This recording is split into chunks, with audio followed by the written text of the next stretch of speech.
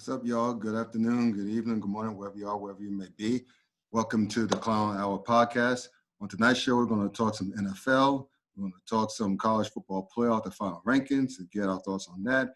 And we're going to preview the upcoming NBA, well, actually, now ongoing 2020 to 2021 NBA season. Thank God the NBA is back. It's fantastic. And also, I need for y'all to buy some merch. Okay, so until then, let's get it. Good morning, good afternoon, good evening, wherever you are, wherever you may be. This is the Klown Hour. Welcome. I'm your host, Scott Burks, and that's my man, Dwyane Nash. Please check him out on the yard /HBCU Sports, stroking his beard, by the way. We drops about all things HBCU Sports, as well as Sleazy Radio every Tuesday night on Facebook Live. You hear him in his crew, just kicking it. And also, please check out his work on herosports.com, where he talks about all things FCS sports, especially when it pertains to HBCUs. That's for your boy.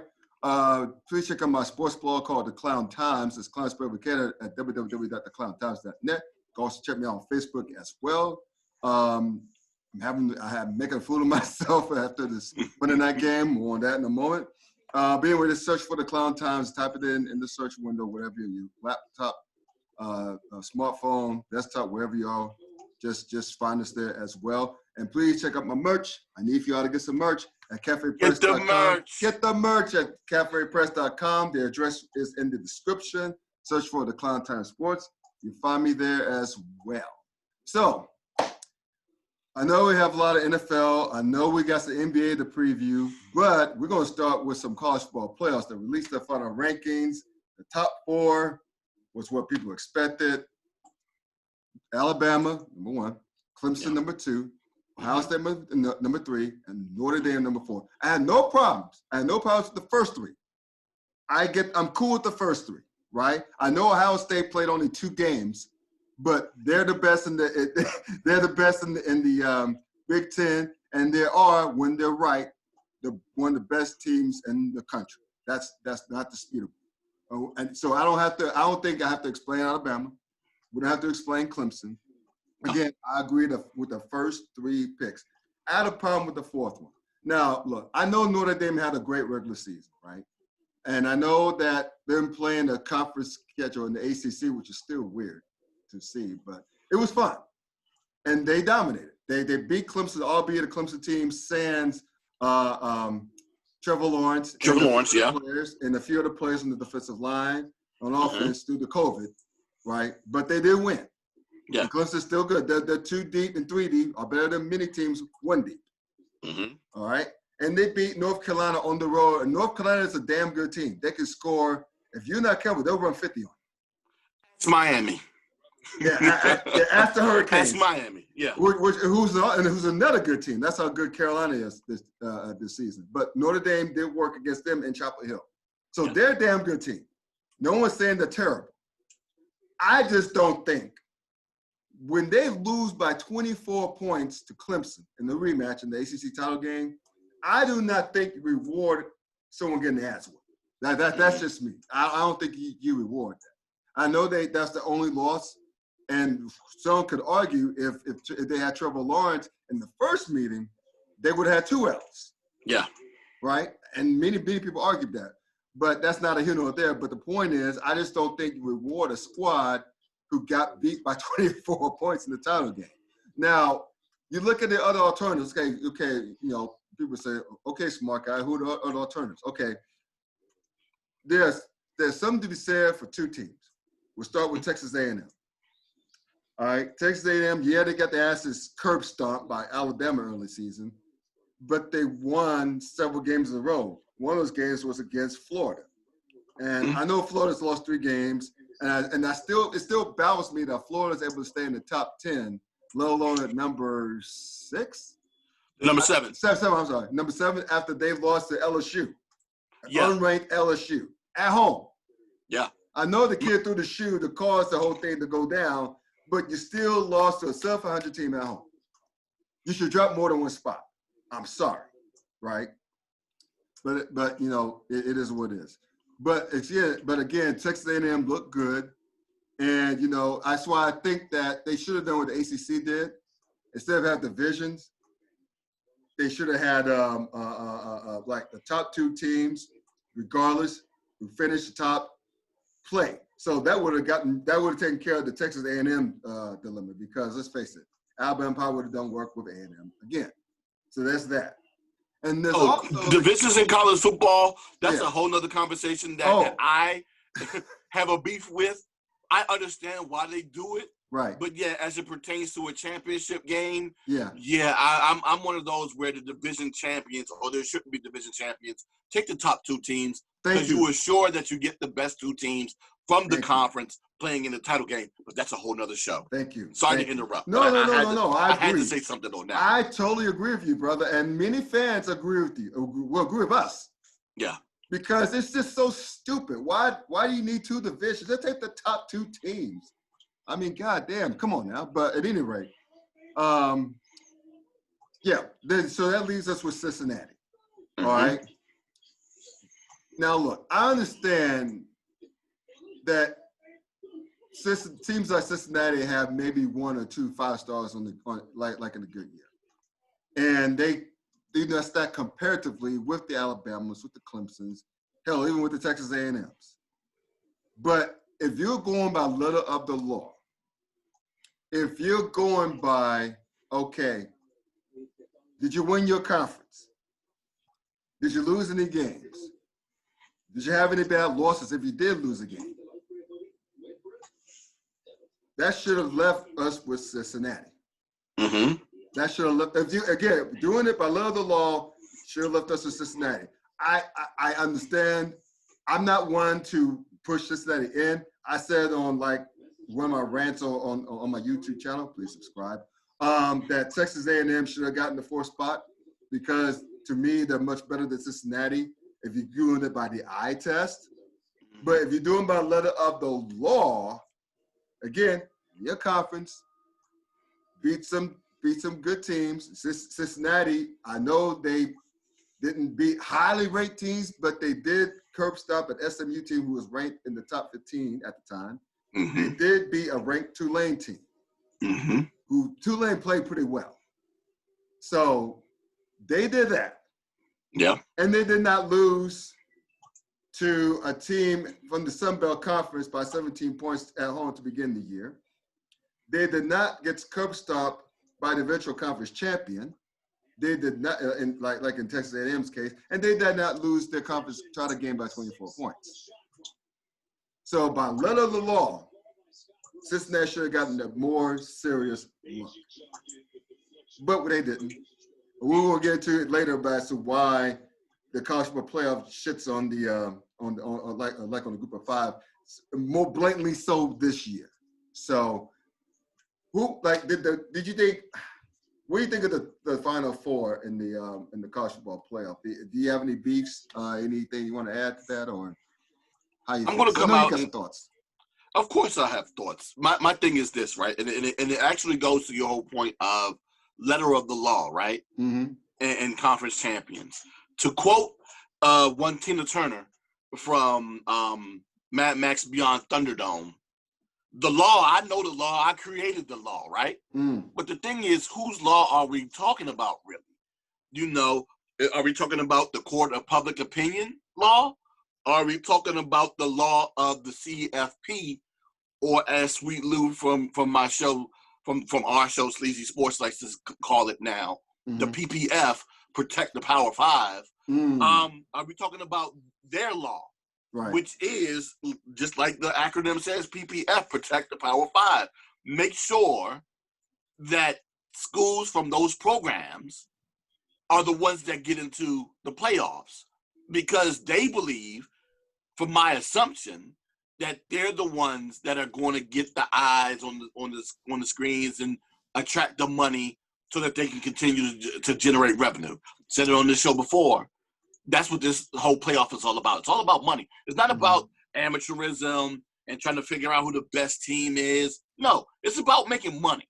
Right. And it's about getting the 4 teams in there with records that are respectable enough for them to have a decent enough argument to have them in there to be in these playoffs, so they can go ahead and generate revenue. Because, of course, let's be real.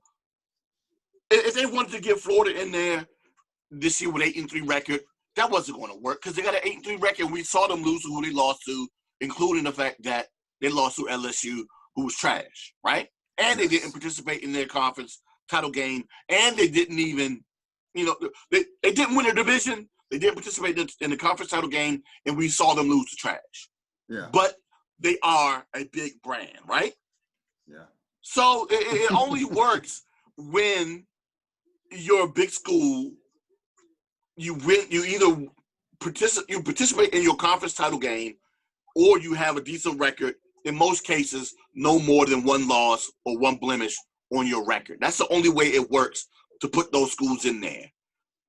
And unfortunately, the Group of 5 schools get hurt because of that, right? They keep being on the outside looking in, and unfortunately, I've said it before, I'll say it again, the only way that they'll make it into a FBS playoff is if they expand that field to 12, or to 10, potentially 12, or even 16, to include all of the conference champions. That's the only way they're going to do that. And if they do expand it, it's going to be more than 10, because we have 10 conferences, right? Right. They're going to want at-large in there. They're going to want at-larges in there. So, yeah, it's not going to just be limited to 10. In my opinion, it's going to be something between 12 and 14. Probably 12. Realistically 12, yeah. Yeah. So we have that understanding, right? Mm-hmm. So to get back to your original question, am I necessarily do I have any beefs with the top 4? You know what? Not really. And it's only because I think I have an understanding of what the committee wants to do, whether or not I like it or not. Right. That's based upon what they've done their entire existence of the CFP. Mm-hmm. Is to make sure that these Power 5 conference schools get in so that they can continue to make the money and hurt the little guy. They don't care about the little guy. They don't. They really don't. No, they don't give a shit about that. And it hurts me so, because this whole college sports thing is supposed to be about competition and within amateurism. Allegedly. And allegedly, right? And allowing the best to compete against the best of that particular year, regardless of what conference that they're in. Mm-hmm. Which is why I, to a degree, I respect the basketball tournaments, even though sometimes I'll have problems with the seeding, which is why I respect the other tournaments that they have in other sports, mm-hmm. be it baseball, softball, whatever, right? Right. I respect them because they at least include the little guys. They don't even do so in this situation, and they don't care. And the best part of it is it continues to bring attention to it because we keep talking about it. We keep talking about why we're so angry that, like this, for this particular year in general. Well, for the case of this year, Cincinnati's not in, or Cincinnati wasn't considered. Coastal Carolina wasn't considered. No. The fact that teams like Iowa State is ranked over Louisiana, who beat them. Who beat them down.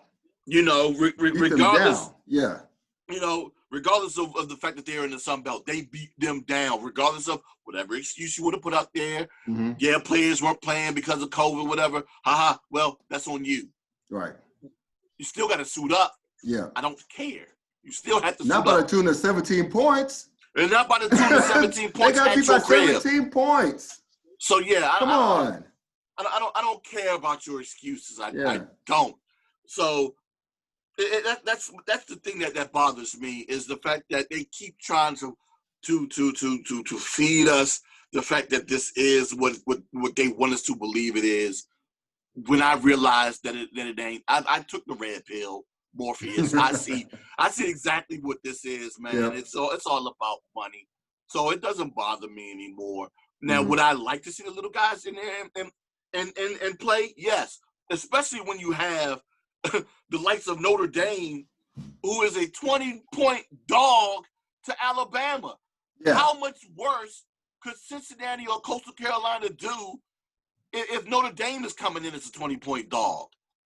So I get why the likes of those two schools, or since the coast, not coastal, but the Central Floridas in past years, or Boise States in past years, have had arguments and why they should be included. But I just begrudgingly understand why the CFP do what they do. They truly believe that people want to watch Notre Dame. And once again, Notre Dame going to get beat down in the playoffs again.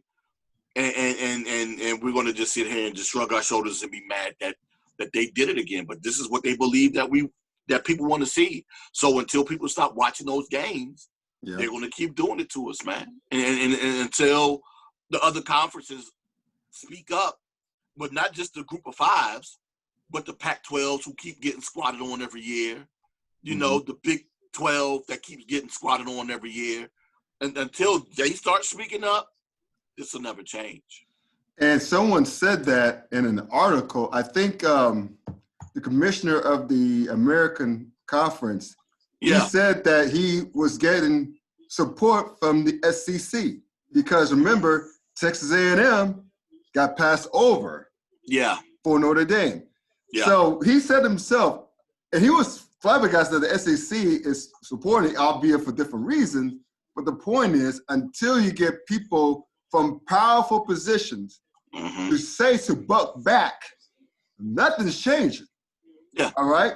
Because remember, the reason why we had this playoff in the first place was because enough powerful people got tired of the last straw was when two SEC teams played for the BCS title, Alabama and LSU. I'm sure you remember that. Enough people from the I mean the Big Ten and the Pac-12, and I think the Big 12 said a lot of stuff about that. And that's what led us to what we have today. That's why the college football playoff, because a lot of people bitched about the BCS to the point where they had to do something. Yeah. And that's what's going to have to change this time. I do not believe that they're going to really stick to 4 teams for the duration of the contract. This ends, I think, in 2025. I may be wrong on that, but. Oh, yeah. If it stretches out that long, is this going to start becoming an underswelling? Well, it's already an underswelling. It already is. of complaints about it. Yeah. So, as it starts to get bigger, I got a feeling it's going to end up being changed come 2022 or 2023. Yeah. Yeah. I don't think it's going to get past 2022, to be honest with you. I really don't think it's going to get that far.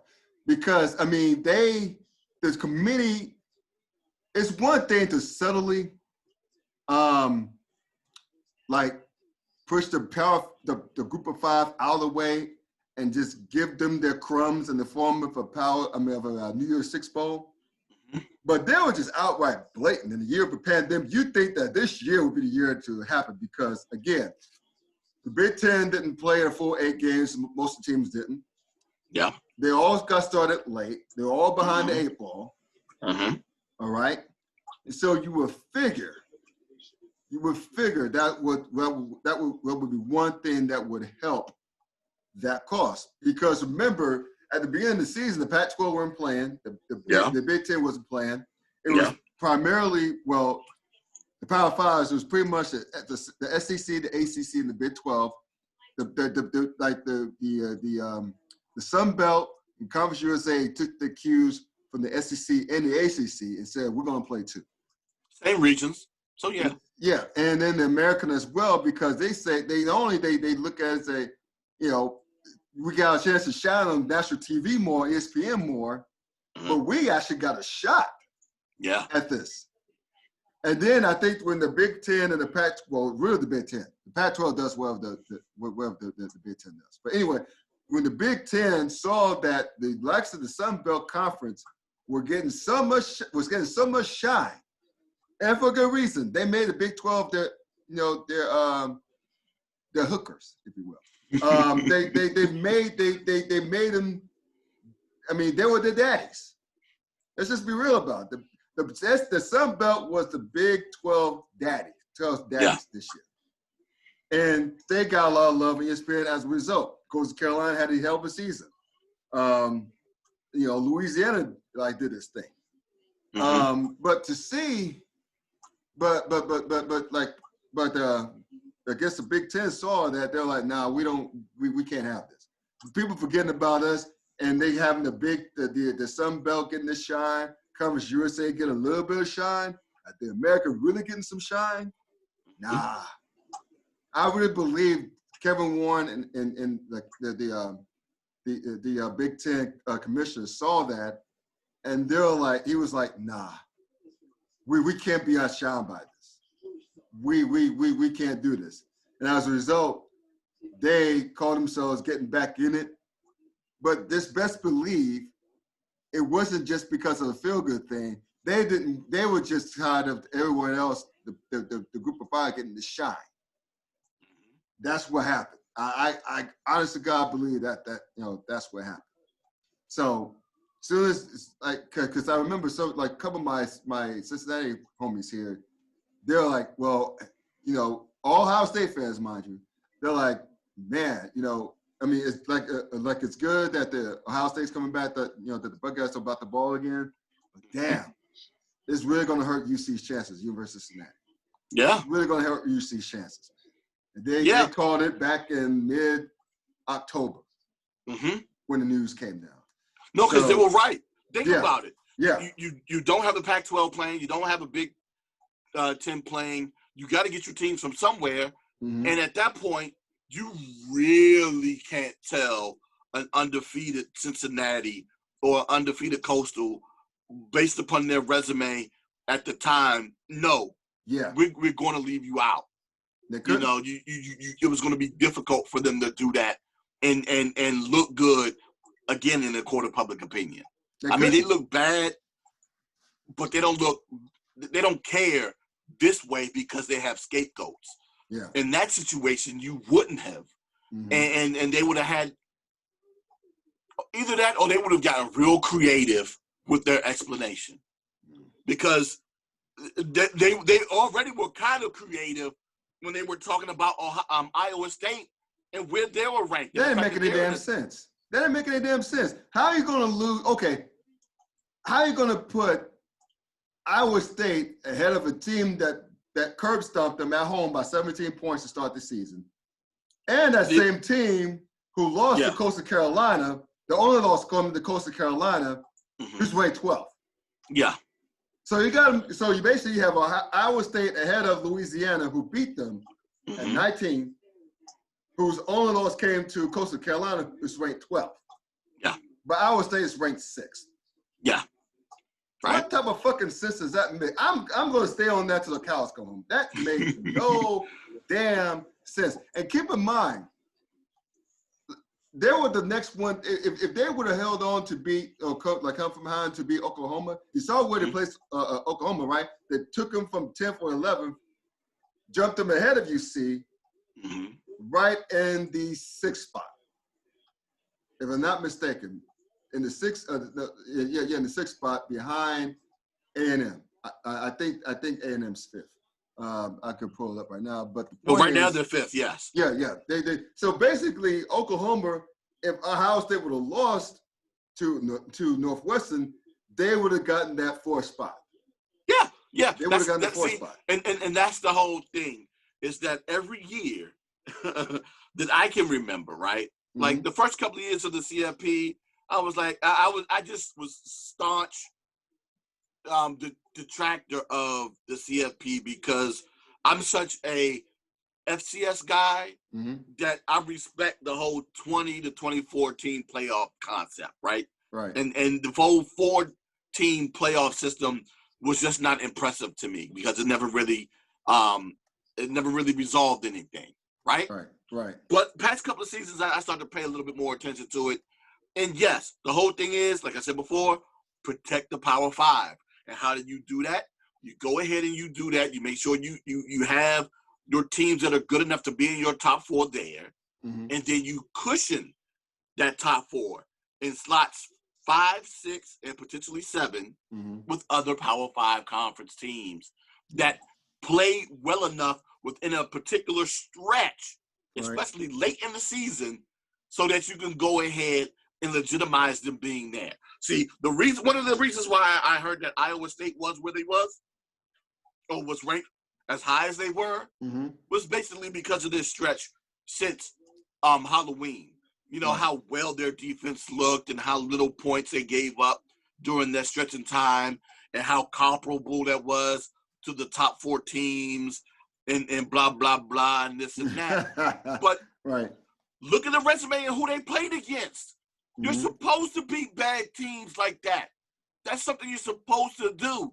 But somehow we will reward them for what they've done to bad teams, but somehow conveniently forget about that loss to UL. I still don't get it. I don't get it either. You're not and I refuse to understand it. I just go ahead and now just look at it, just shrug my shoulders and say, okay, all right, I'll watch, but okay. Well, here's the deal. This is my plan. This is my. I was writing some stuff down here right quick. This is going to be my 12-team playoff plan. Okay, as you were talking just now. Let's make sure make another adjustment here. Okay, so taking what we discussed about our playoffs, like potential playoff expansions. A lot of people are talking 8. I think you and I think the damn near most perfect thing would be 12. Yeah. Have all the Power 5 and the Group of 5 champs and 2 wild cards. The 2 wild cards being the 2 most highest ranked non-conference winners. And more than likely, 9.9 times out of 10, those 2 will be coming from the Power 5. Yeah. So they'll like they get to have their KD too. So this is how I figure. I figure you take the top 4 teams ranked, like by the college football playoff rankings, or wherever ranking they go to in the future. Take the top 4 teams, give them buys. Have them all get buys, and then see the rest of the teams accordingly. Again, by ranking, and then after that, by rank for those who aren't ranked. And then have the 2 wild cards at the end, at the bottom of those seedings. Like seeded 11, seeds 11 to 12 would be the wild cards. Then the highest seeds host the first round, right? Okay. And then the semifinals, no, not the semifinals, but the quarterfinals, I guess, second round, will be played at the 4 highest seeds home fields. And then after that will be the Final 4 at the Bowls. So this is what I think. If you take the rankings that's way right now, that's how everything ended, like conference championship week, it'd be the following. Alabama, Clemson, Ohio State, and Oklahoma will be the top 4 seeds. Okay. They get buys. We're cool with that. So take then the remaining conference champs or group of or wild cards, you go by rankings. Rest of conference champs. UC would be seeded 5th. Seeded 5th. Okay. Coastal would be seeded 6th. Oregon will probably be seeded 7th. No, San Jose State would be seeded 7th. 7. Yeah. Oregon, since they're not ranked, will be seeded 8th. Marshall 9th. Buffalo 10th. All right. Then the 2 wild cards, Notre Dame and Texas A&M, will be seeded 11th and 12th, respectively. So basically, let me see if I count that right. UC 5th, Coastal 6th, Oregon 7th, San Jose 7th, Oregon 8th, Buffalo 9th, Marshall 10th, Notre Dame 11th, Texas A&M 12th. Yeah. So this is how the first round would have looked. The 12th seed at the 5th seed. Texas A&M at UC, at Cincinnati. Then Notre Dame at Coastal Carolina. Think about that. You can't tell me there wouldn't be any interest in watching those 2 blue bloods travel to those upstart Group of 5 schools and playing on the road. You can't tell me there would not be any interest in watching those games. Notre Dame at Coastal Carolina. Texas A&M at University of Cincinnati. You don't see that shit every day. You don't, and you won't. You won't. You won't. Because they know where the Power 5 is going to go to the upstart Group of 5 school. That ain't happening. No. And we know why, because they're scared. Exactly. But because they're scared. They're scared. They're scared. But think about it. If this were forced that. So you can't tell me there wouldn't be any interest in watching those two games. Even though we probably will already come to the conclusion that Notre Dame and Texas A&M will win and probably win big. Even though it'll be competitive for a while, but they'll probably win big in the end, pull it out at the end by 2 touchdowns. But you still can't tell me there will be no interest. If the college football player is all about drawing interest, all about ratings, you don't think those two games will be highly rated? I'll say this, right? Because, I talk to Coach about this often, right? Yeah. Because he's in that group that would watch that game, right? Just too. like you and I, right? Because we're college football fans. They already got our dollars, right? Yeah. They're done. My thought is that the CFP isn't necessarily catering to us. They're catering to the casual sports fan that would just happen to be potentially, well, not now, but in normal times, we'll be in a group of people, out celebrating the holiday, with our friends or our family. And then we'll be like, hey, football's on, let's turn the game on, right? And they'll want those eyes because they already know they got us. But the key is to get new eyes. Yeah. So that's why that type of game, the casual fan will probably be like, who is Coastal Carolina and why are they even in the playoffs? I don't know if I want to, they might be like, I don't know if I want to watch that game or not, unless there's with another fan that convinces them because they've seen Coastal Carolina play and say, hey, this game might be more competitive than what you expect. Watch this. So it's going to have to be some sort of way that if they do that, there's going to have to be some sort of coaching to get them to watch that. And the way that happens is for these upsets to keep happening during the regular season, right? Because remember that whole upset of App State over Michigan years ago? Yeah. That's how we started. Our eyes were open for App State. Same thing with Boise when they won over Oklahoma. Yeah. Same thing with Coastal. Statue of Liberty play. Yes. Same thing with Coastal Carolina this year over BYU.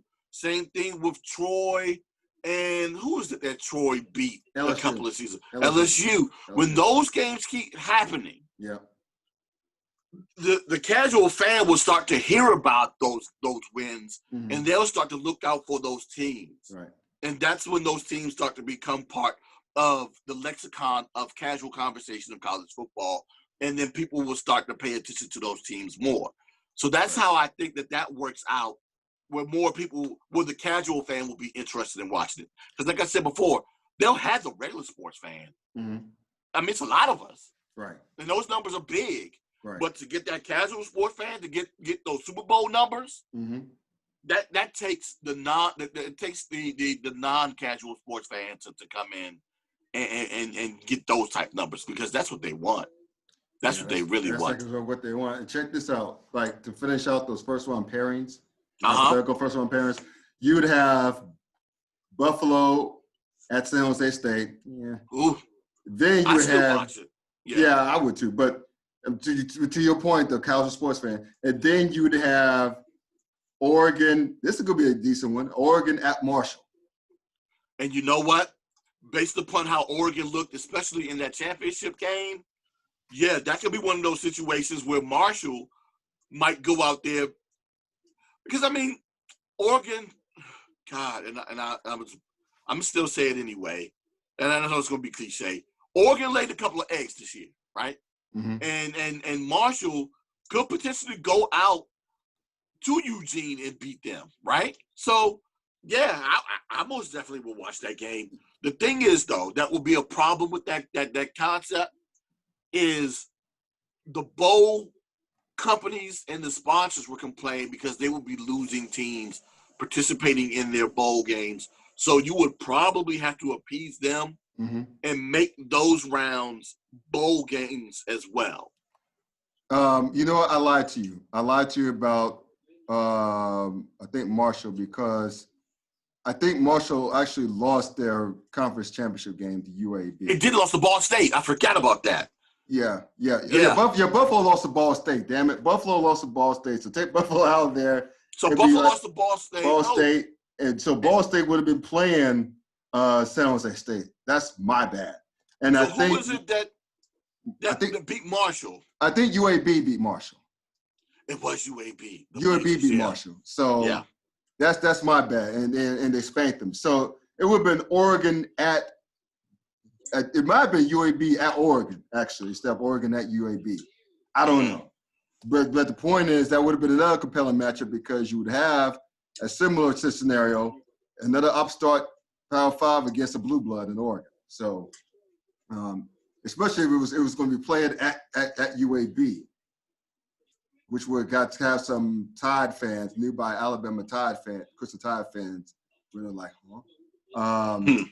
But anyway, yeah. So again, Marshall, UAB, whatever. I think it would have been another compelling matchup. So then, check this out: the winners of those games will obviously play, and I think it would be better if they reseeded, right, to go to the next round. So, for example, once Texas A&M does what they do against UC, they'll be the lower seed, right? And so they'll be playing at Alabama. Okay. In the second round, because the Alabama, the top seed, gets the lower seed, right? And so if Notre Dame makes quick work of Coastal Carolina, they've been playing Clemson again for a third time in Death Valley. All right. And same thing with if Oregon were to make work of UAB, they would be playing at Ohio State. Oklahoma probably would have gotten the winner of Ball State and San Jose State. Yeah. So I guess from that perspective, from the casual fans perspective, do people want to see out of Ball State and San Jose State, more likely San Jose State at Oklahoma? I don't know. Do they want to see, I guess they would want to see Oregon or Ohio State.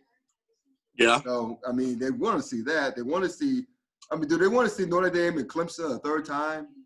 Or A&M and Alabama for the second time? I don't know. But the point is, the first round would definitely drum some interest with the last two blue bloods, Notre Dame and Texas A&M as wild cards, playing at Coastal and at UC. I think there would have been decent interest. Game day would be drooling at the chance of being either in Coastal or here in Cincinnati. Yeah. To be at Myrtle Beach, most definitely. Yeah, Myrtle Beach.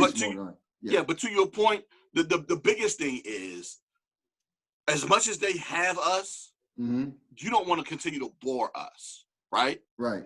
And I don't care if it's the best team. No, I do care. Because I want to see the best play the best, right? Of course, we all do. Yeah. But after a while, it does get a little boring. But I still want that opportunity to see the best play the best, because it's a possibility that things might look different that go round, right? So that's the hope. Because if it's the best against the best and it's always lopsided, then it really becomes boring. But if it's a situation where they keep going back and forth and both teams keep winning in alternate games, then you'll go ahead and you'll keep everyone's attention. But I get your point. Fresh blood, of course, draws interest. The thing is, though, it's continuing to bring in that casual fan that traditionally wouldn't watch. That's the thing that they're worried about. Well, are you ready let's just close the segment on this. Looking at the top four, you believe in how it's going to play out? You ready for Alabama Clemson Part 5? Oh, I already know it's going to be Alabama Clemson. I already know that. I already know that, right? So I'm trying to figure out what I'm going to be doing on the days in which the semifinals are going to be played, right? Right. Because I doubt very seriously I'm going to really be paying attention to that Alabama-Notre Dame game. I really do. It's going to be a blowout. It's going to be an ass whooping. So if anything, I'm probably going to watch the first half intently. Mm-hmm. And then if it starts to get out of hand in that second quarter, yeah, I'm going to go ahead and it'll be on in the background, but I won't be focused on it. You'll be watching. Excuse me, I'm not even going to lie.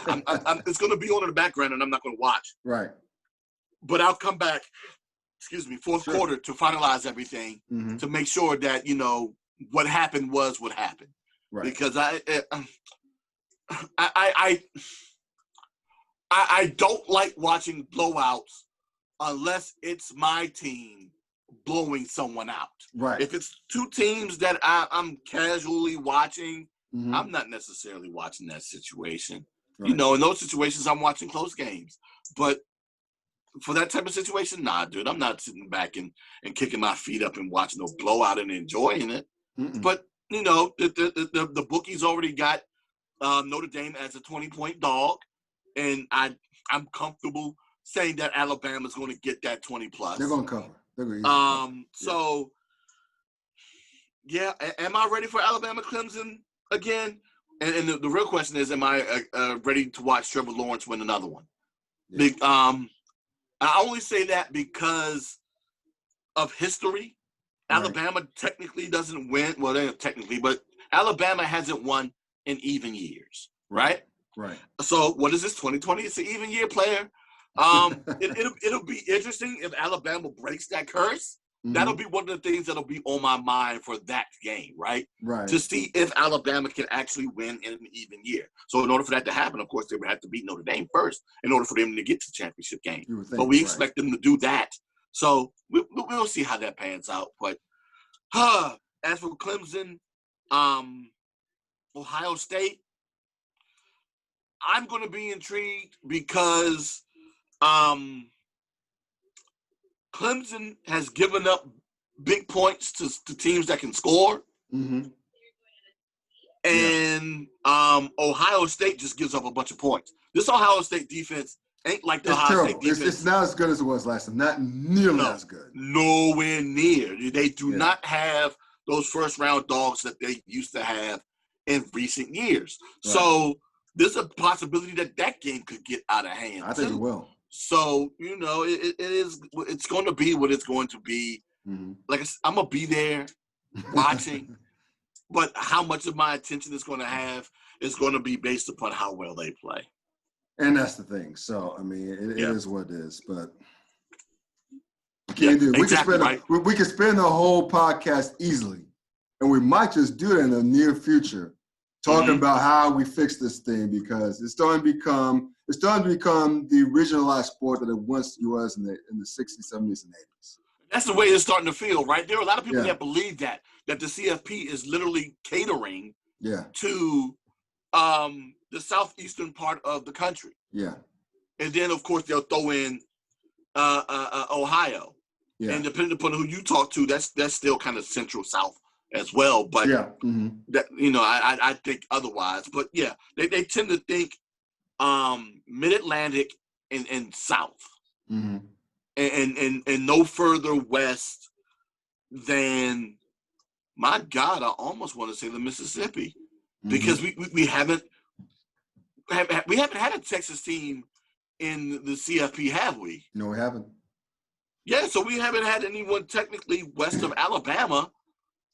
Louisiana, we've had LSU. So we haven't had anyone west of Louisiana. No, I take that back. Oregon and Washington. The first time. Yeah. So we've had Oregon, USC, and Washington in once each. And other than that, it's been teams east of that. And people are starting to believe that that's who the CFP is catering to. And based upon what we see, they're right. So that's the way it's starting to feel. Yeah. And that's the CFP, they openly disrespect the group of five. They didn't hide it this time. And so, again, we could spend the whole show, and definitely spend the whole show at least. Airing our grievances, but hey, it's Festivus, right? So why not air our grievances today? So I understand why we're doing that, but you're right. We could do a whole show just on airing our grievances on the CFB. And it's ironic that, they go ahead and they announce it the week of Festivus so that we can do just that, right? We could bitch and complain the whole way through. Speaking of bitching, let's go to NFL. We both have a lot to bitch about. My Steelers and your Washington football team. Let's start with you first because I have a lot to say about my team. All right, you have a chance. Yeah. It's right there for you on the platter to take hold of the division. I think you may have clinched the division because Philly lost, the Giants lost, Dallas won, but y'all swept Dallas by a lot. So if y'all would, I'll check the tiebreakers momentarily, but I think if y'all would have won the game against Seattle, y'all would have clinched the NFC East. But unfortunately, thanks to one Dwyane Haskins, who threw up all over himself, cost your team the game single-handedly because the defense played well enough to win. I think so. I mean, they held Seattle. They kept Seattle in check offensively. They got after Wilson, I think. But your boy, I'm saying your boy, and I'll talk about your boy in a minute. I know you have a lot of things to say about your boy, too. Dwyane Haskins. Yeah. Cost y'all the game. As a matter of fact, I'll get to it in a moment, but keep talking about it. I'll because I want to hear what you have to say. But basically, leaving the door ajar for Dallas to possibly steal this division. Well, for everybody. Well, everybody, Philly is still in it. Philly is technically still in it. Yeah, the Giants too, because the Giants swept y'all. So I know you're jumping at the bit. The floor is yours, brother. Talk about your Washington football team as it pertains to last week's game. Now, whenever people like to talk about or like to blame one particular person or one particular play for a game, I'm like, there are at least 4 or 5 plays that happened throughout a game that you could look back on, or 4 or 5 things that happened within a game that you could look back on and say, hey, if we would have improved at least one of those things, the game would have turned out differently. And this is what I mean with that, right? So you talk about Washington and playing well defensively against Seattle. Yes, they played well against Russell Wilson. They held Russell Wilson to 120 yards passing, right? 1 touchdown, 1 interception. But what they did do was that they gave up, 181 yards rushing on the ground. Sorry, you can't do that. Right, and one of those plays was a 50-yard scamper from Carson early in the third quarter to take that lead up to 20-7 at that point. So, yeah, you have that situation, and that's how that actually was 20-3 to make it. Yeah, it was 20-3 at that point, right? So you have Seattle running all over this defense, even though they're playing well against the pass. That was problematic. They needed to bottle that up. Matter of fact, if they stop that run and hold that drive from them scoring, that's 7 points off the board. That's 15-13. Who wins that game, right? Yeah. But you also have a situation where what's your boy's name? Yeah, Dustin Hopkins, the kicker. He missed the extra point for their first touchdown to make it 9-3. He makes that. They don't go for 2 after the next touchdown. They go ahead and go 1, and they make it at that point, 17-20. Yep. So on that final drive, they're not forced to score a touchdown. All they needed to do was continue to drive like they were doing on that drive, and they just kick a field goal in that situation and send it into overtime. So that's why I'm like, there's several other things that they could have done where I'm like, you know what? It's not all on Dwyane. Now, yes, I wish that he would have started better earlier in the game, but that's the issue they've been having all season long. And I put that on play calling. He likes to play a little bit more of an up-tempo offense, and for whatever reason, they just choose not to call it in the first half. And they've done that for weeks, and it bothers me. Oh, my God, it bothers me. Because they have to keep playing from behind in the second half. Now, they do an admirable job in doing so, especially in the past few weeks. But dude, you can't keep doing that and expecting to win every week. But as it pertains to Dwyane and his play, yeah, he threw 2 interceptions. One of those picks, I blame on him. The other one, I don't. And he threw for a little bit under 300 yards on 55 attempts. Not necessarily a huge fan on that, but it was something that they needed because they were playing from behind. Admirable job again for Dwyane. The thing, of course, that's problematic for me, and it's the thing that everyone likes to talk about now, is what happened later on that night. Yes. Right? Talk about it.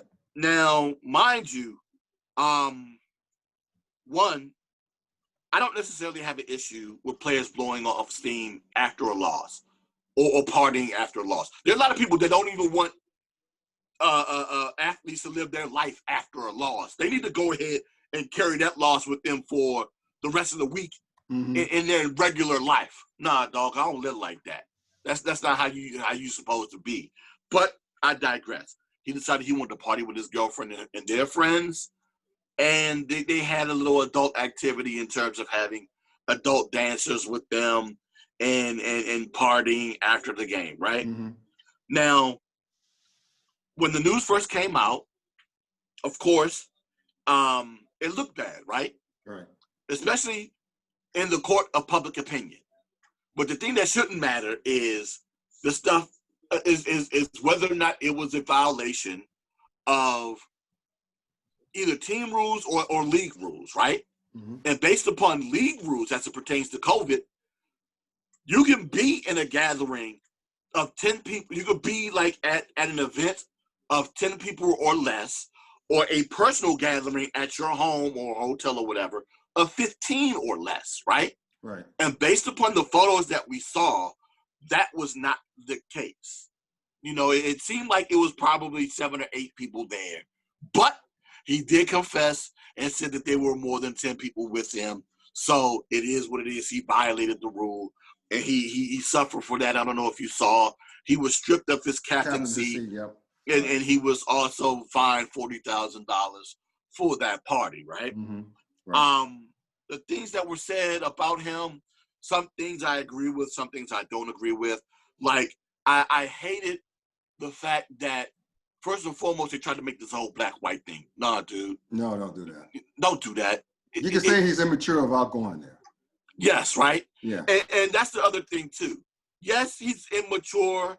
And yes, he is a person of a particular age, and yes, people that age make those type of mistakes, but you also have to understand that even people of that age, even younger, even our children, if they make mistakes, there are ramifications for those mistakes, and you will get punished for those mistakes. Right. So yes, the fines, whether or not you felt as though it was enough or not, it was still his punishment, and it was something that was deserved. Correct. Right?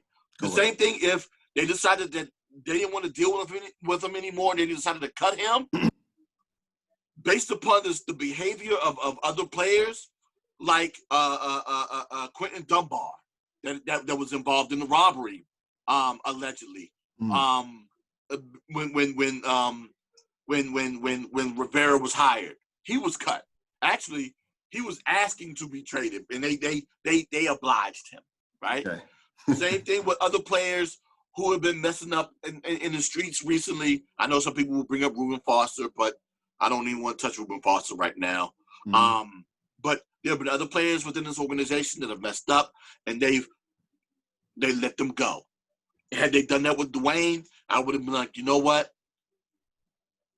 I wouldn't have been disappointed because it was a bad decision, right? And not necessarily because of the fact that he decided to be out with strippers. No. It's a pandemic. Right. You're not supposed to be around people. And that's that's a violation of the COVID rules set by the NFL. Yes, I'm going to need you to go ahead and just make better decisions. And even if you want to do that, right? Because there are a lot of people who are probably doing it. There's just no evidence of that. Dude, take the phones. Think, dude, think. God. Yeah, that's what what's his name? Jeter did that. Derek Jeter did that. He had a basketball at his front door when he ever had parties. dump your phones, your purses. Well, I think it's your phone. Dump your phones in there, or else you got to get the hell on it. You don't have to go home. You got to get the hell up and out of here. Exactly, dude. Why? God, just make sure, dude. You gotta be smarter than that. Matter of fact, if you're not that smart, have someone around you smarter than that, right? Yeah. Be it you, be it your girlfriend, be it your man's. Somebody should have been there and been like, "Hey, no pictures, please. Right. We do not need this type of information out there to have it." The thing, protect him. Do you know how many? Protect him. Do you know how many relationships, job opportunities, all types of trouble, the phone, like this camera phone here, has caused people? How many relationships is ruined? How many careers have been ruined by this one device here? Yes. Shout out to Apple. You know, it's like, come on, you gotta be smarter than that. And that's why I was mad at this young man, because he is a young man. Yeah. But he's shown, remember he did a victory lap around the stadium his first year starting?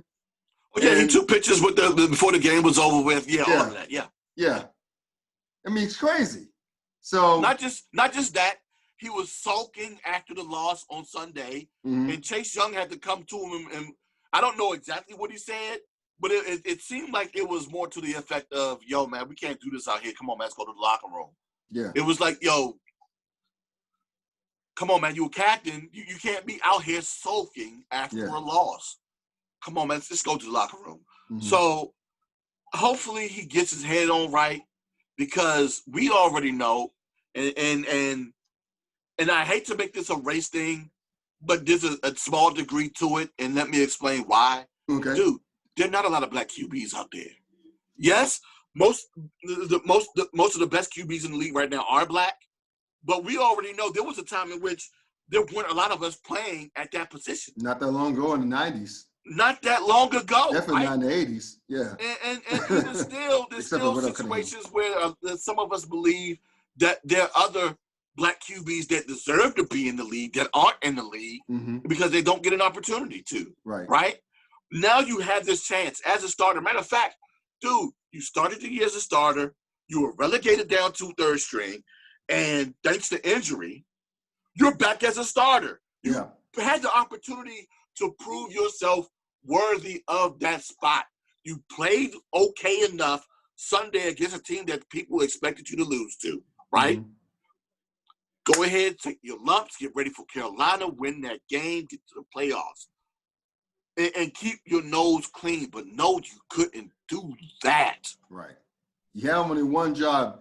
As a quarterback in the NFL, the glamour position, also the most important position in all of sports. I would argue to the death with anyone about that. You got to be mature. You got to be professional, even at a young age. I mean, hell, look at Jalen Hurts. Yeah. Look at Kyler Murray. Yeah. Since we're doing the black quarterback theme, look at Patrick Mahomes. These are all 20-something-year-old guys. All of them are his age group, dude. You don't hear about – see, that's the thing, right? Yeah. When I say keep your nose clean, it's not even necessarily about not getting it dirty. Just making sure that I don't see you get your nose dirty. Right. You get a little dirt in your nose, wipe the nose off, dude. Yeah. I'm sorry, man. I got a little. You got a little excited about that. Yeah, take it off. Got excited and knocked the mic and the headphones off and everything. But yes, you get a little dirt in your nose, man. Wipe your nose off before people see you, dude.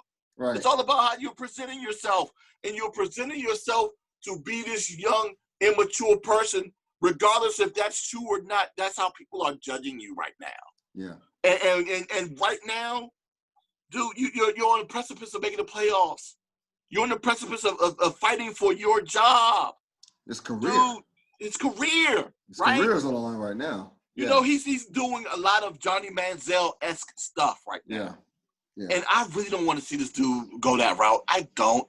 I'm rooting for this dude because he's a local guy. He went to high school here. He's playing for the local team. He was a fan of the team growing up. He wanted to be here. I want to see this dude succeed, even if it's not he.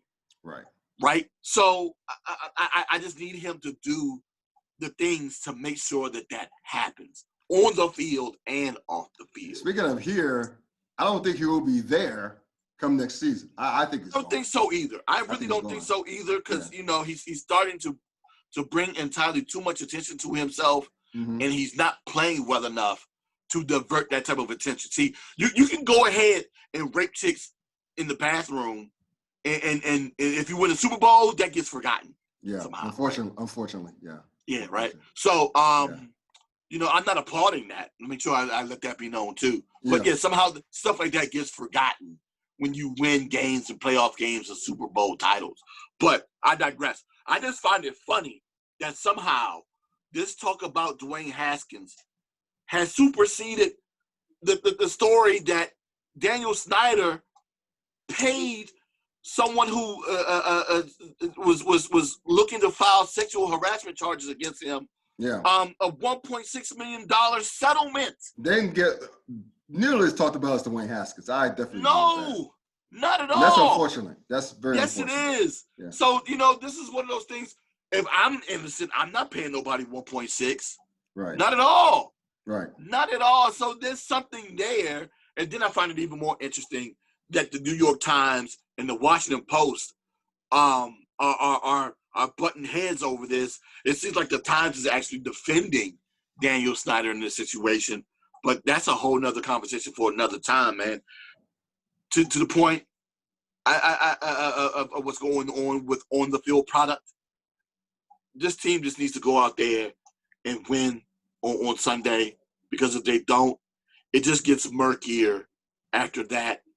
And this was something that I find it funny that, you know, they talk about wanting this team to progress and be better and develop, but at the same time they want to win. And it seems like for whatever reason, right now this year, as an adult that Ron Rivera and his staff is, they seem to be making some real questionable decisions about progressing this team to make that step forward. Because I know they want to win, because winning is part of developing a team, but so is discipline. Yeah. So you got to go. You got to go ahead and balance those two things, man. But it was already bad enough for the loss, but to compound it with those two things just made this week that much more of a gray cloud week this week within the football team. And it's getting crazy for me too, man, because here in Cincinnati, we all saw the Monday night game. I still can't fucking believe it. I said you know it's bad when your mother scolds you for cussing on social media. My mom got on me when I put the post in on Facebook, quote, "This is fucking pathetic," end quote. Yeah. Yeah. And people were laughing at me when she got on me. But anyway, I kind of saw it coming. But how do you lose? You're Pittsburgh, right? Yeah. You're 11-2. You didn't play well. Not only you lost 2 in a row, but you haven't been playing well the last 3-4 weeks during that time, right? Yeah. Getting by on borrowed time. You come into Monday night against a team you've beaten 11 straight times, okay? And against a team in Cincinnati that doesn't have a starting quarterback, but didn't have his backup. They had a backup to the backup starting. Didn't have Joe Mixon. Tyler Boyd got hurt during the game. And yet you got beat by 10 points. A.J. Green is a shell of himself. Yes. Only 2 receptions for 40 yards, but you got beat by that team. You let the immortal Ryan Finley, go Wolfpack, run for 20-some yards for a touchdown. You couldn't stop him run. He ran the ball on them several times. He let Giovanni Bernard, who's a good player, but he made him look spectacular. Yeah. And what's up with Big Ben? He attempted 38 passes for only 170 yards. You know how many yards that is per attempt? That's low. That's fucking low. Yeah. How do you do that against this team? And you know, people can blame Juju for dancing on the midfield banner logo or whatever. And I know that's like a no-no. And not only NFL, but all levels of football. All levels of football, dude. I get it. I totally get it, especially when he got leveled by, I think, Von Bell, yeah. Yeah, Von Bell just leveled his ass, caused a fumble. And that was the beginning of the end right there. But you said we should panic. I agree. But you were ahead of it than I was. I figured, and everybody in the moment thought we were going to beat Cincinnati. So this is what I think is going to happen, man. I don't think we're going to beat Indianapolis, even though it's at home. Indianapolis is playing pretty good. Yeah, they are. Phillip Rivers is a shell of himself, but that defense is nasty. Yeah, Indianapolis, and they need that win. And they need a win to keep up with Tennessee. Mm-hmm. So I could easily see this motherfucker going to the final week against Cleveland. Another team that's playing very well. That needs that win. That needs a win to clinch the division against a hated rival in Pittsburgh. That Pittsburgh owned Cleveland just like they owned Cincinnati. Could you imagine how cool that would be for Cleveland? The fans and the players to knock off a hated rival that's owned them in recent years for the division title when they were considered out of it only a few weeks ago? That's what it's come down to. I don't know. This. I just don't know. And the way that Cleveland has looked, there were questions of whether or not Cleveland can compete against good teams. Their schedule, it's last place schedule. They played a lot of last place teams. Correct. And then, of course, teams from the respective divisions that they needed to play. And they were beating them this year. Yeah. And you're beating up on the bad teams. People were questioning whether or not, is this team real? Right. Then they started getting quality wins. Correct. If they beat Pittsburgh at the end of the season, they win the division. Not only do they win the division, they get the respect that they've been longing for heading into the playoffs, something they haven't done in years. And they might be a team to reckon with in the playoffs as well if they can continue play at the pace that they're playing at right now. Let me ask you a question. Guess who the Browns are playing next week? They're playing against – my guess is an NFC East team, right? They're playing against the Giants, right? Well, they beat the Giants last week. Sunday. They beat the Giants last week. They're playing the Jets. They're playing in New York. They're playing the Jets. They're playing the Jets. Right. That's another win for Cleveland. That's another win for Cleveland. Wait a minute. Is it, though? Because we saw what the Jets just did to the Rams. That was the Super Bowl, bro. You know what? It might be the Super Bowl. This might be Super Bowl part 2 for them. They might be on this high of hey, we can win games now. We're not this laughing stock right now. We might be able to go ahead and compete. And the Rams ain't bad. No, so for them to do what they did to the Rams speaks volumes. Matter of fact, they almost beat the Raiders a couple of weeks ago. They should have beat the Raiders. I think they wanted to tank. They wanted to tank badly, which is why they called out all-out blitz at the end. But being that the Jets are seemingly out of the quarterback, the Trevor Lawrence derby right now, they're trailing the Jaguars. Do you think they just say, oh, shit, we're supposed to be tank, or they're going to say, fuck it at this point. We won a game. We're not going to go over. We might get Justin Fields as a consolation prize or whatever. But do you think they're going to be like, damn, we should be tanking for Trevor Lawrence, take for Trevor?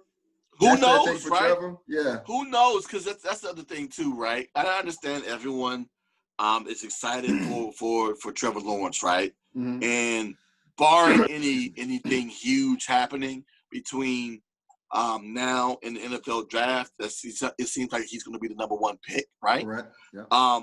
But the thing is, there's always something interesting that happens, right? Remember tanking for Tua and how that was supposed to be, that was a thing? Yeah. And then his injury, and how bad people thought that injury was, so they laid off of Tua, and he fell to Miami. To the fifth pick. Miami didn't have to tank to get the guy that they wanted anyway. Say Trevor Lawrence gets hurt in the championship game. It can happen, or somebody shines either at their pro day or at exactly right, or someone shines at their pro day or at the combine, and it has people. It has say Jacksonville thinking twice about what they should do, because people keep saying that Trevor Lawrence was a slam dunk, like Peyton Manning, but remember Peyton Manning wasn't necessarily a slam dunk because it was between him and Ryan Leaf. Can you believe that? Yeah. Ryan Leaf was considered that dude, yeah. So it'll be interesting. And then what happens if Jacksonville actually drafts Trevor Lawrence, he doesn't succeed there, and whoever the Jets ends up thriving there. So it's not necessarily absolute science. It's a, my God, I hope this works out science. Sometimes it does, sometimes it doesn't. But, based upon what we know right now, we believe it's Trevor Lawrence. So, but anything can happen, dude. Anything can happen.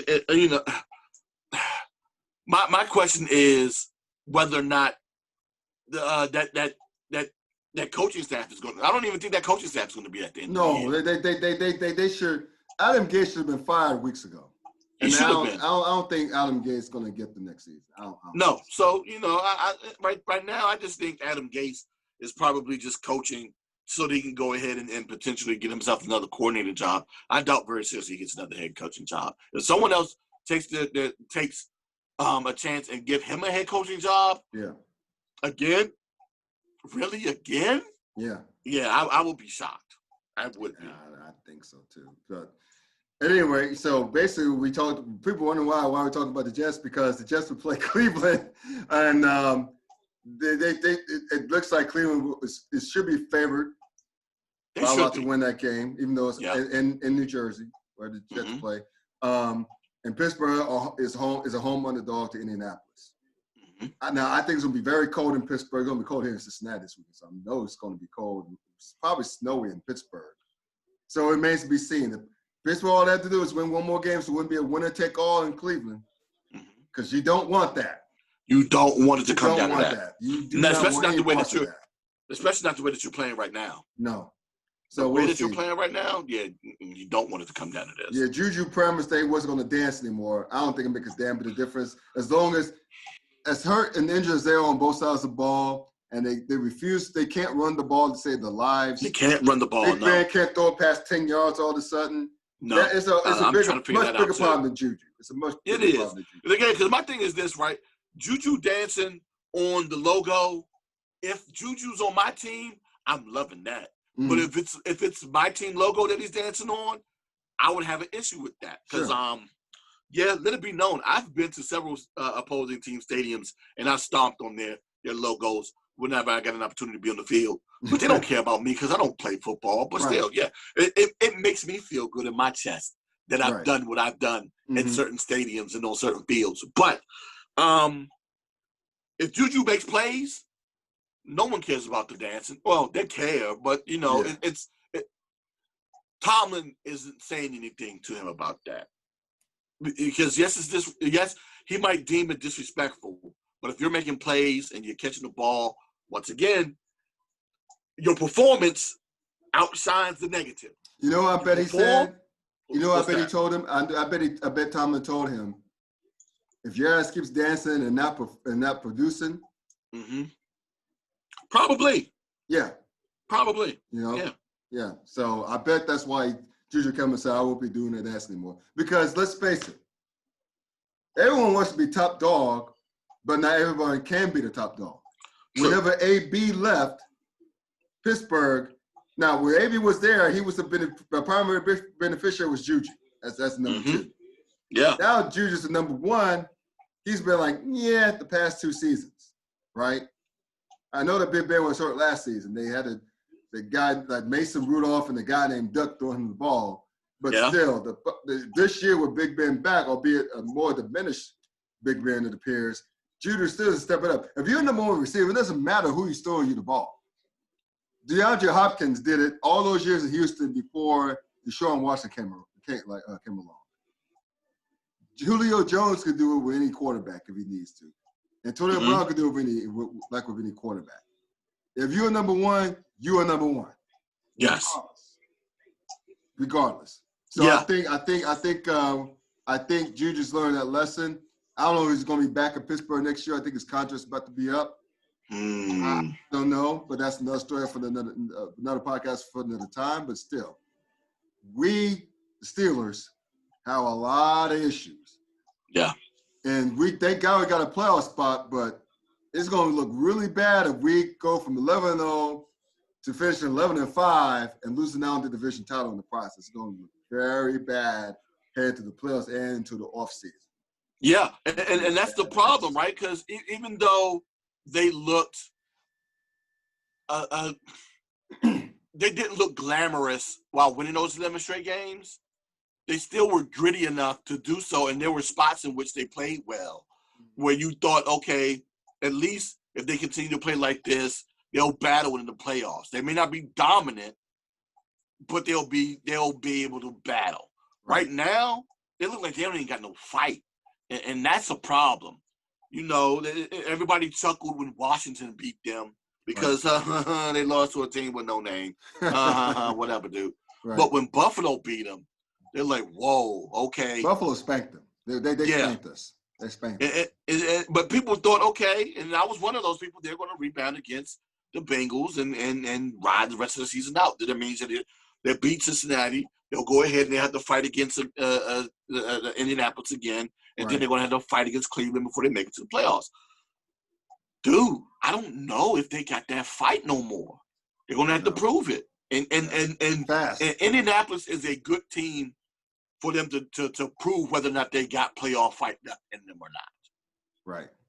And that's going to be huge. That's going to be very, very huge because it's not looking good for the home team. Yeah. We'll get y'all on this, man. I'm going to close this podcast on some NBA action. It's fantastic. It's back tonight. Well, actually, it came back last night. Last night, yeah. Yeah, with the Nets and KD doing their thing. Who needs James Harden? We have KD balling and Kyrie balling. And Karis LeVert coming off the bench doing his thing. Coming off the bench. That's what that was. It was like, James who? You don't need him. They're a deep team. They're a deep team. They're balanced. And, you got Dinwiddie. Yeah. So you still got those guys from last year, including Kyrie. And, but now I have a healthier Kyrie and a healthier, for real, KD. They're going to be doing some things. So, with that being said, I ranked the teams by East and West, like my predicted finish for the playoffs is going to be the playoffs or not. And so I'm not a prisoner of the moment, but the Nets, how they played last night may cause me to change my ranking, but here it goes. I'm going to go East, and I'm going to go West. You give me your East and West. In the East, I have from 1 to 8, I got the Bucks as a top spot. They always do well in the regular season, even though they just got beat on like tonight. Quick question. Yeah. Are you going to include your 9 and 10 seeds as well? Because remember, that's right. The play-in. Yeah. No, why not? I'll do that. Good call on that. And I'll amend my preview on my blog with those 9. But the Bucks as a top spot. 2 spot, I still like the Celtics. I know the Celtics beat the Bucks tonight. I think the Celtics I think the chemistry will be better with Gordon Hayward and Charlotte. So I like the Bucks. I like the Heat. I'm not going to make a mistake of sleeping on the Heat. I told people not to sleep on the Heat last year. And I was very right about that. And then after the Heat, I have the Nets. Now, again, the Nets, I know people thinking the Nets is the 4th best team in the East. Really, dude? I think that for a couple of things. It's hard to have new people come in, especially superstars, come in and play together and do well off the jump. The exception to that were the Miami Heat when LeBron first arrived there with Chris Bosh to play with Dwyane Wade. I thought it would take longer to gel, but it didn't. They won the East that year. They came in second. They were the second best team record-wise, the Bulls that year with Derrick Rose as the rookie. That's the MVP. But that's the exception. So I think the Heat would be. I think not the Heat, but the Nets will be 4th. And I wouldn't be surprised if they'll end up being 3rd or 2nd. But anyway, the Nets are good defensively, so I think that's going to bite me in the ass too. And the Heat, Celtics, and Bucks, they're great defensively, so I think that's going to balance it out. The 5th place team would be the Raptors. Toronto, they're around, man. They were tough out last year. They had the heart of it. What Rudy Tomjanovich once said in Houston, the heart of a champion. Yes. And they're what I call Team Cockroach because you can't kill them. Kind of like the St. Louis Cardinals and MLB. You can't kill those boys no matter what. But I got them. The Raptors are well run. I love their brother who's running things, the basketball side, Ujiri. Yes. So he's the man. That's why the Raptors are going to still be there. I think my sixth place team would be the Sixers. I'm really interested to see what Doc Rivers will do with Ben Simmons and Joel Embiid. I think a lot of fire under those two, especially under Embiid. Embiid is too talented to be where he is. I mean, he's still a great player, but he can be greater. Yes. He's the best big man in the East. I mean, I think he's better. I think Embiid, if he's right, I think he's just as good as the Greek Freak. He can stretch the floor, most definitely. Yeah, that's one of the things that makes him dangerous. Yeah. If he can stretch the floor, and he hits his free throws. He needs to get his ass on the block, though. Because he's a big guy. He's nimble. He's strong, and he's unstoppable down there. My seventh place team would be the Pacers. My eighth place team would be your Washington Wizards. Okay. Yep, they played well tonight in a losing effort in Philly, and I like the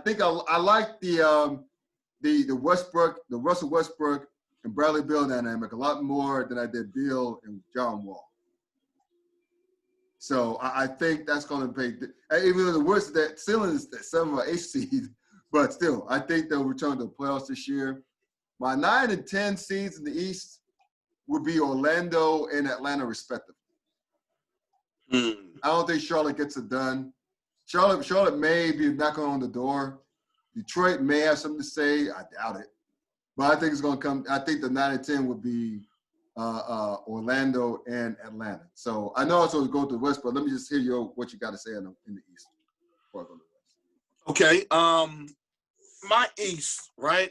Mm-hmm. So to your point of, superstars coming back and whether or not they'll be able to gel quickly and play well together. I do have a belief in that as well. Mm-hmm.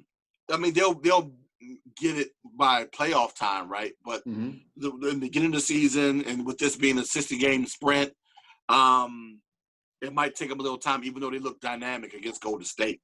With that said, right, I have Boston as my number 1, right? Okay. Number 2 would be Brooklyn. Number 3 I have as Miami. Okay. Number 4, Milwaukee. That's another one of those teams. They made some additions that I want to know whether or not they're going to be able to gel quickly or not, too. Number 5, I have Toronto. Number 6, I have Philly. Number 7, I am going to take the Wizards. Number 8, I am looking at the Orlando Magic. Number 9, I'm taking at I'm sorry, I take that back. At 8, I'm taking Indiana. 9, Orlando. 10, Atlanta. Okay. So that's interesting. Similar to mine. So we both like Boston. Yeah. Basically, we both like Boston. The Bucks, I can see you putting them at 4, because I think the Nets may end up being better than the Bucks. I just want to see if KD and Kyrie, they're both basket cases. Let's just be real. But if they gel and they put on a show like they did the other night, albeit against the Warriors, the injury depleted Warriors team, they're going to be hella scared. The East is going to be fun as hell to watch. Yes, it is. The East is going to be fun. I hadn't said that in years, right? Plural years. The East is about to be just as deep, if not deeper, than the West, if you could believe that. So it's going to be hella fun. I just want to see what Doc does with Philly. I like to see the Heat. I know the Heat are well coached. I know they lost to the Magic tonight, but it's only game 1 of 82. Well, no, 72, excuse me. But since they're shorting the season. But still, I do like the Heat organization. I still think they'll be there at the end, and they're going to matter at the end. To me, it's going to come down to be between Boston and probably the Nets.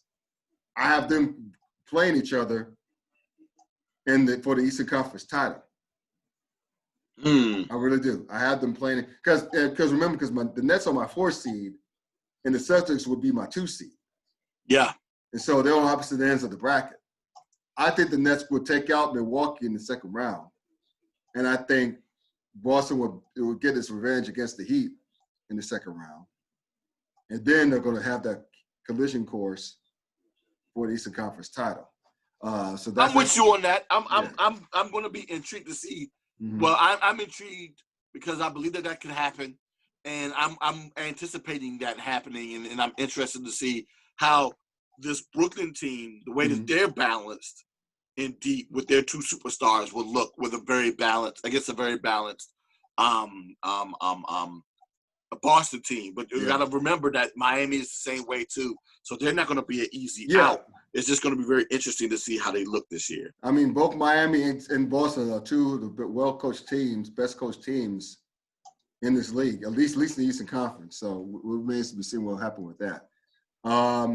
Out west, in the top 2 seeds, I think we all could agree it's all about LA. Yeah, Lakers and the Clippers, 1 and 2. Okay. The Clippers did work last night, and Paul George played like what he should have been, what P should have been. He was cooking in the third and fourth quarters. So, but I think it's still going to be Lakers 1, Clippers 2. I like the Nuggets a lot at 3. Mm-hmm. They still have those snipers, so it's like Serrano Jokic. I like this is a surprise. I like the Mavericks at 4. I really love Luka Doncic. I love him. There's no secret about that. I love this kid, and I've come to love since the Knicks drafted him years ago. Kristaps Porzingis. Yes. I'm glad he's in a better situation. I'm glad he's out of New York. Good for him. Now, if he's healthy, they're going to do pretty well this year. They're going to be turning some heads. The 5th seed would be the Jazz. I like the fact that they locked up Rudy Gobert and Donovan Mitchell to long-term deals. I think they both signed a supermax. And so if Rudy Gobert could learn to play with Mitchell and get along well with his teammates, I know he's a super serious guy. That's what they say, Rudy Gobert. Mm-hmm. And Mitchell, he loves to win too, but he's football fun lover. But the point is, it could rub teammates the wrong way, Gobert. But if they can play together, they're already well coached under Quinn Snyder. But I think they're one of the top 5 teams in the West. But we'll see. My 6th seed, no matter what happened last night, I still think the Warriors will be better than they were last year. I think as long as they stay relatively healthy, I know they don't have Klay Thompson, and I know Draymond didn't play last night, but I think Draymond's a dog. I think that Steph Curry have a lot to prove. Last year. They won't be in the upper echelon, but they'll still be there. The 7th seed would be the Rockets. That's to be determined because who knows what the hell is going on with James Harden. Half the team is COVID. So I don't know what the hell. He may not be a Rocket by the end of this week. But they're tentatively my 7th spot. And my 8th spot will go to the team that did well in the bubble that didn't do well enough to get to the playoffs. That would be the Phoenix Suns. They were undefeated in the bubble. They played very well in the bubble. And they now have Chris Paul, who's a proven winner. You see what Chris Paul did in Oklahoma City. A lot of people thought they were going to be a lottery team. He made them to a playoff team and a dangerous one. Yes. And I think he'll do the same with Phoenix with better talent. And that would mean that Devin? But anyway, Devin Booker, yeah. Devin Booker. I think Devin Booker will be moving back to the 2 spot, which is natural position. He doesn't have to play the point. They have a true point guard. They can put them in his spot, as well as what's the kid's name down low? Deontay Ayton. Ayton, yeah, down low. You know what I mean? This spot, 2 talented players. I think it brings stability and leadership. They're already well coached under Monty Williams. I think Monty Williams coached Paul when they were in New Orleans together, if I'm not mistaken. I'm going to say that he probably was there for the end of Chris Paul's tenure in New Orleans. Yeah, so they know they're quite familiar with each other. So I think the team will be a lot better. They may be better than 7 or 6. So they may be that much better. But my 9 and 10, for the West, I guess would be, gosh, I think it would be New Orleans. And I can't call it between San Antonio and Memphis. Okay. I'm going to say Memphis for now. I got too much respect for Coach Popovich to lose San Antonio out, but for now I'll say Memphis just because they're better. Here go my rankings. So we agree, LA for 1 and 2, but I got the Clippers as 1, the Lakers as 2, because I truly believe that LeBron's going to be resting a lot this year. That's fair. Especially early on, and that he'll probably just come – well, not probably, but he'll come back around the time of the All-Star break and play more consistently then, but he'll be a little bit more sporadic between now and February. Number 3, I have the Denver Nuggets. I like the way that this young team has made advances. And I don't believe that their run to the Western Conference Finals last year was a fluke. Number 4, I got the Portland Trailblazers. As good as they looked last year, making that run to that 8th spot, with a little bit more consistency now with the veteran leadership of one Carmelo Anthony being there for the entire season. They've also made some moves. My favorite move is the addition of one Robert Covington. From God, what was Rob before this year? He was in Houston. So traded from Houston to Portland, so they get that defensive dog that I thought that they needed, and then they have a healthy Jokic at center. So I got them at 4. 5, I got Utah. 6, I have Dallas. 7, I got Golden State, with Houston at 8, Phoenix at 9, and like you, 10 was a little iffy with me between Memphis, New Orleans, and San Antonio, so I took Memphis. So I think we may share a brain on who will be in the finals.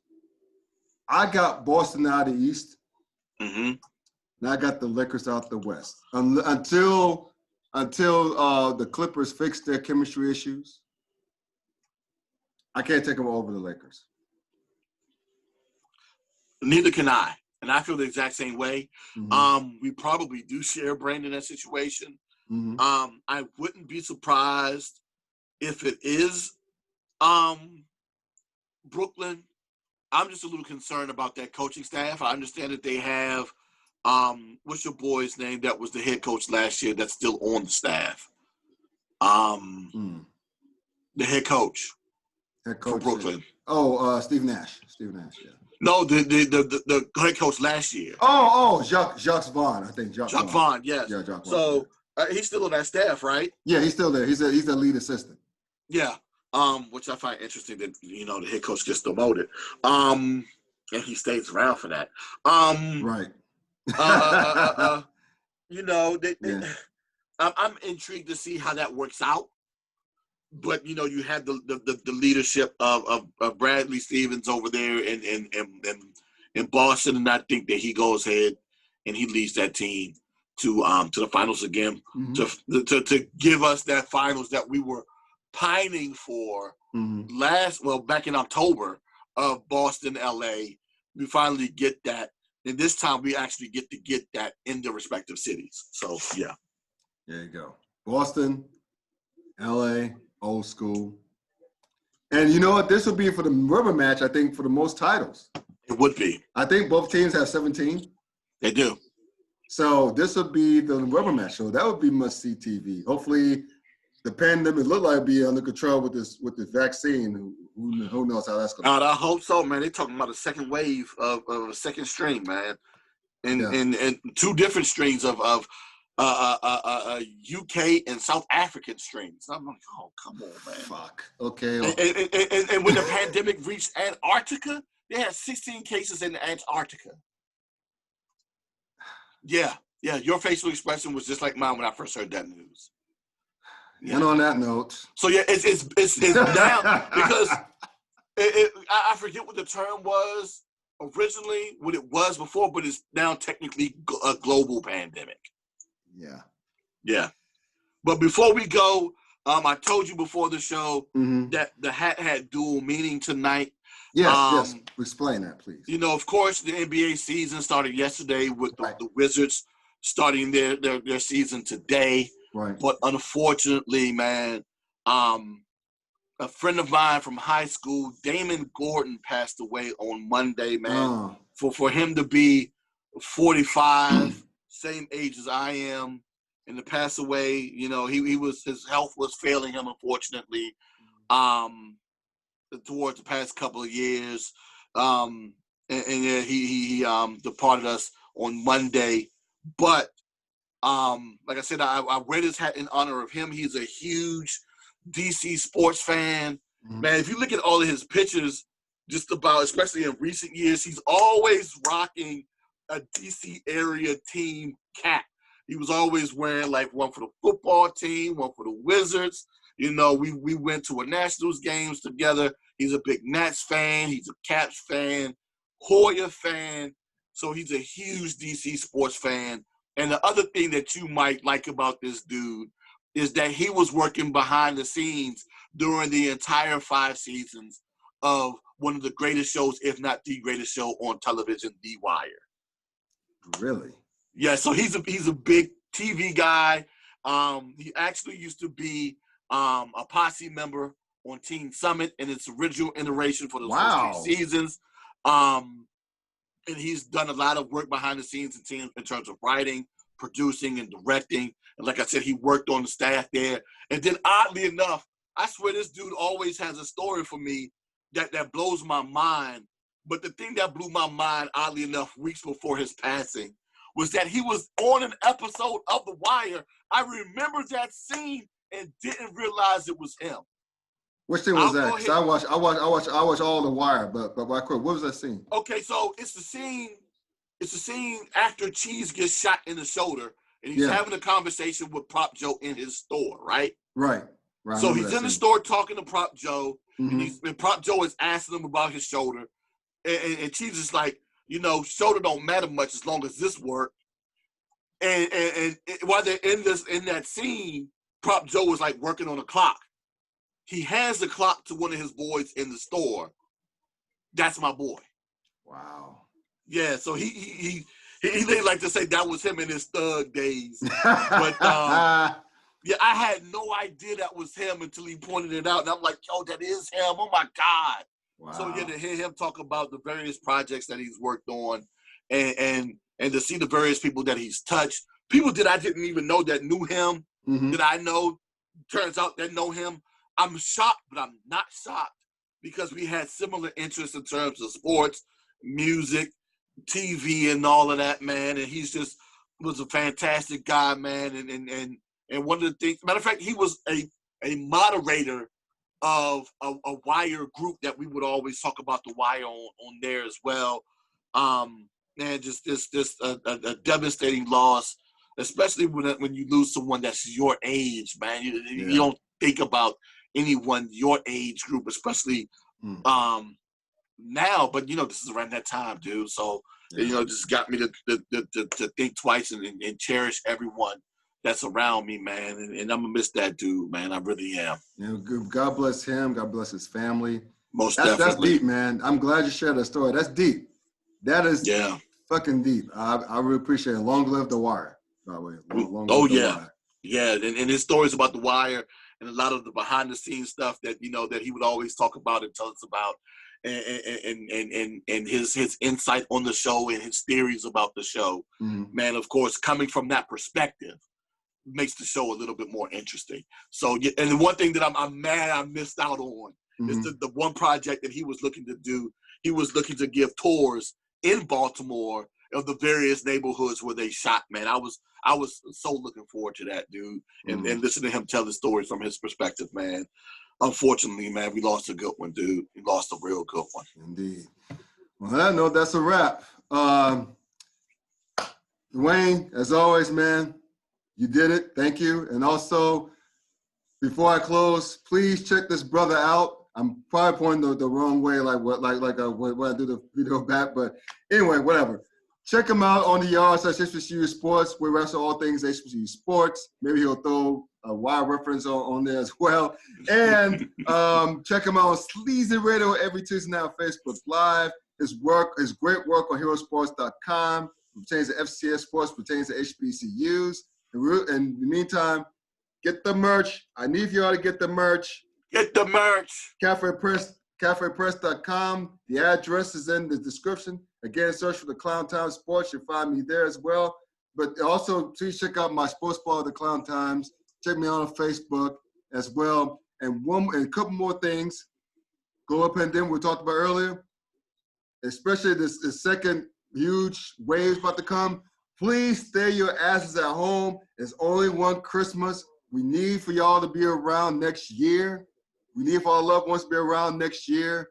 So stay your ass at home. If you can't stay your ass at home, wear a damn mask. It's not too tough to ask. It's not hard to ask. And rest in peace to the Hall of Famer Kevin Green, who passed away a couple of days ago. Yes. Pittsburgh Steelers great. Also played with the Carolina Panthers, the LA Rams, and what was the fourth team that he played for? You said the Panthers, right? Panthers, he played Steelers, for the 49ers. He played for the 49ers. And the Niners, yes. Yeah, he was an assistant with the Packers. I got that wrong last night. So, yeah, he was an assistant with the Packers, played with the Niners, the Rams, the Steelers, and the Panthers. So, yeah, Rest in peace to one of my favorite Steelers who went there for a while, but he made an impact. Him and Greg Lloyd on both sides? Yep, salt and pepper, man. Salt and pepper, bro. Salt and pepper. Yeah. And also, before I leave, hit the subscribe button so you can hear more of this commentary. We greatly appreciate it. Yeah. I would greatly appreciate it. I'm sure Dwyane would too, but we greatly appreciate it. And hit the bell that signifies the notification when we do more videos, which we're going to do more videos in the future. So aside from all that doom and gloom, have a Merry Christmas. Thank you for tuning in. Have a Merry Christmas, D. You do the same, brother. We're out.